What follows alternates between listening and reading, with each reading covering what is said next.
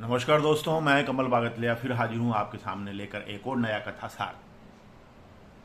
आज हम चर्चा करेंगे या कथा का सार ग्रहण करेंगे कालिदास की एक कथा था, उनके विवाह के संदर्भ में। उज्जैन के राजा विक्रमादित्य और उनकी पुत्री राजकुमारी विद्योत्मा ने अपनी विवाह के लिए अपने पिता के सामने ये शर्त रखी कि जो भी मुझे शास्त्रार्थ में हरा देगा मैं उसी से विवाह कर लूंगी। निसंदेह है विद्योत्मा बहुत ही सुंदर थी, गुणवान थी और बहुत ही विदुषी और शास्त्रार्थ में पारंगत महिला थी। राजा विक्रमादित्य ने पूरे दुनिया में, राज्यों में ये ढिंढोरा पिटवा दिया कि जो भी राजा या राजकुमार शास्त्रार्थ में मेरी पुत्री को हरा देगा, मेरी पुत्री पति के रूप में उसी व्यक्ति का वरण कर लेगी। बहुत राज्यों के और साम्राज्यों के राजा और राजकुमार राजा विक्रमादित्य के दरबार में एकत्रित हुए, लेकिन अथक प्रयासों के बाद भी कोई भी राजकुमार या कोई भी राजा राजकुमारी विद्योत्मा को शास्त्रार्थ में पराजित नहीं कर सका। सबको मुंह की खानी पड़ी। बड़े बड़े राजा, बड़े बड़े राजकुमार, बड़े बड़े शास्त्रार्थ में पारंगत व्यक्ति पराजित हो गए। उन लोगों ने इस बात को अपना उपहास समझा और उन्होंने ये सोचा कि अब इस विद्योत्मा राजकुमारी का विवाह एक निरे मूर्ख से होना चाहिए, तभी जाके हमारा बदला पूरा होगा। उन सभी ने मिलकर एक निरे मूर्ख की खोज शुरू कर दी। जैसे ही वो नगर के बाहर जंगल की तरफ जा रहे थे तो उन्हें एक व्यक्ति, एक युवक पेड़ के ऊपर बैठा हुआ लकड़ी काटता हुआ मिला, यानी कि उसकी डाली को काटता हुआ मिला। उन्होंने देखा कि वह व्यक्ति जिस डाली पर बैठा हुआ है उसी डाली को काट रहा है। उन ज्ञानियों ने, राजाओं ने, राजकुमारों ने ये सोचा कि इससे ज़्यादा मूर्ख और कोई नहीं हो सकता। उन्होंने उसको नीचे बुलाया, उसको समझाया कि हम आपकी शादी एक ऐसी सुंदर और गुणवान और धनी महिला से करेंगे जिसकी आपने कभी कल्पना भी नहीं की होगी, लेकिन आपको हमारे कहे अनुसार आचरण करना होगा, शास्त्रार्थ के लिए जाना होगा और वहां पे आपको मौन रहना होगा, सिर्फ संकेतों से ही काम चलाना होगा और आपके भावों को हम वहां पर व्याख्या करके बताएंगे। युवक तैयार हो गया। राजा के दरबार में दरबार लगा, शास्त्रार्थ प्रारंभ हुआ। सामने विद्योत्मा बैठी थी, इधर वो जो मौनी बाबा को बना के लेके आए थे वो बैठे थे। आसपास जो है उनके शास्त्री, ज्ञानी और राजा और राजकुमार बैठे थे। विद्योत्मा ने अपने शास्त्रार्थ के प्रथम सवाल में एक उंगली का संकेत दिया। मौनी बाबा ने सोचा कि ये मेरी एक आंख फोड़ना चाहती है, क्योंकि वो निरे मूर्ख थे, उनकी जितनी समझ थी उतना उनको सोचना था। अगर ये मेरी एक आंख फोड़ना चाहती तो मैं इसकी दोनों आंखें फोड़ दूंगा।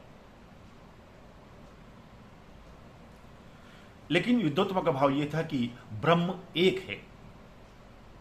उन जो ज्ञानी थे आसपास, जो उसके समर्थक थे, उन्होंने कहा कि विद्योत्मा राजकुमारी यह बता रही है कि ब्रह्म एक है। इस पर हमारे मौनी बाबा जी का उत्तर यह है, ब्रह्म एक है, लेकिन उसको प्रमाणित करने के लिए दूसरे व्यक्ति का भी होना जरूरी है। अतः ब्रह्म के साथ प्रमाणित व्यक्ति का होना भी आवश्यक है कि इसलिए इन्होंने दो उंगलियों का संकेत किया है। अगला प्रश्न हुआ, विद्योत्मा ने मौनी बाबा के सामने पूरे दरबार में 5 उंगलियों को संकेत के रूप में बताया। मौनी बाबा जो थे उन्होंने सोचा कि अच्छा, मुझे थप्पड़ मारना चाहती है, मुझे थप्पड़ मारना चाहती है। उन्होंने कहा कि ठीक है, तुम मुझे थप्पड़ मारोगी तो मैं तुम्हें घूंसे से मारूंगा, मुक्के से मारूंगा। और इसका तात्पर्य उन ज्ञानियों ने, उन संतों ने, उन राजाओं राजकुमारों ने यह बताया कि राजकुमारी विद्योत्मा कह रही हैं कि दुनिया में हमारा जो अस्तित्व है वो 5 तत्वों से मिलकर हुआ है। जल, वायु, अग्नि, आकाश और पृथ्वी। लेकिन हमारे मौनी सन्यासी का कहना है कि इन सब को मिलकर जो ईश्वर की एक सुंदर रचना है वो स्वस्थ सुंदर मनुष्य के रूप में होती है। इसलिए हमारे मौनी बाबा ने मुष्टिका का संकेत दिया है और यही पंचतत्व मिलकर ईश्वर की सबसे सुंदर रचना को प्रकट करते हैं। इतना कहना था, दरबार तालियों के गड़गड़ाहट के साथ गूंज उठा। यानी कि यूं समझे कि मौनी बाबा की जीत हो गई। विद्युत्मा का विवाह उस मौनी बाबा से कर दिया गया और जब विवाह के पश्चात विद्युत्मा उस मौनी बाबा के साथ उनकी कुटिया में गई तो रात के समय एक ऊंट की आवाज आई।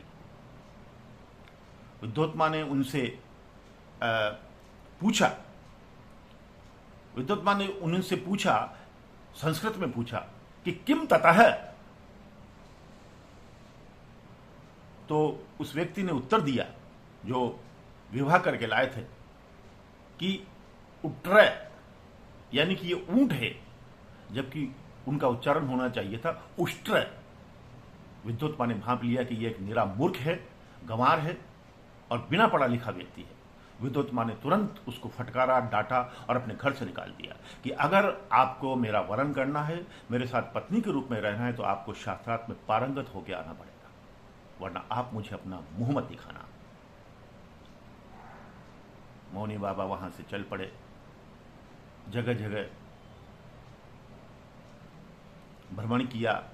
अंत में काली माता के वो भक्त थे और उन्होंने काली माता की बहुत आराधना की और काली माता के आशीर्वाद से एक दिन वो महाकवि कालिदास बनकर अपने घर लौटे। और जब उन्होंने घर आकर वापस अपनी पत्नी के घर का दरवाजा खटखटाया तो उन्होंने यही कहा कि कपाटम उद्धट सुंदरी, हे सुंदरी दरवाजा खोलिए। इतना सुनना था, विद्युत्मा ने सोचा कि कोई विद्वान मेरे दरवाजे पे आकर खड़ा हुआ है। उन्होंने जैसे ही दरवाजा खोला, कपाट खोले, तो उन्होंने महाकवि कालिदास अपने सामने खड़ा हुआ पाया। तो दोस्तों, एक निरे अनपढ़ मूर्ख से महाकवि कालिदास बनने की यह कथा हमें यह समझाती है कि एक सफल और महान व्यक्ति के पीछे निसंदेह एक महान महिला का ही हाथ होता है। सत्य है, नारी तू नारायणी, तू व्यक्तित्वों की खान,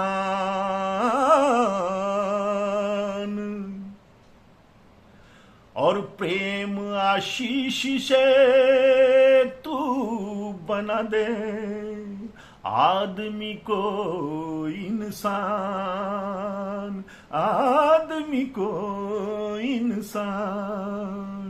यही है सत्य सुंदरम, यही है सत्य सुंदरम, यही है सत्य सुंदरम, यही है सत्य सुंदरम। तो दोस्तों, मिलते हैं फिर एक बार लेकर एक और नया कथा सार।